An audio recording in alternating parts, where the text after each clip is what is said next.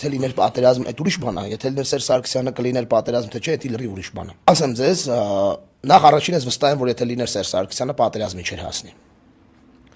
Դրանում առավել քան վստահ եմ։ Առավել քան վստահ եմ, որ չէր հասնի պատերազմի։ Սերժ Սարգսյանին հանեցին, որ լինի պատերազմ, դա պարզ է, դա դրա համար էր այդ ամեն ինչը։ Բայց եթե լիներ Սերժ Սարգսյանը ու լիներ պատերազմ, Սերժ Սարգսյանը մենակ չէ, Սերժ Սարգսյանը ինչ-որ սուպեր հերոս չի, էլի, որը մենակով ինչ-որ Սերժ Սարգսյանը ուներ ռազմաքաղաքական թիմը տեղ։ Այն տղերքը, որոնք այսօր Բաքվում են, այդ տղերքը բոլորը չէ։ Իհարկե նվազագույնը մի մեծ բացառությամբ, են կենթանին կապ չունի դրա այդ Արայիկը Հարությունը։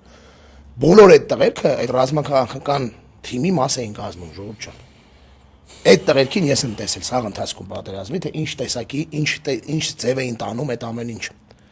Ոնց էին տանում այդ ամեն ինչը, ինչքան ծանր էին տանում այդ ամեն ինչը։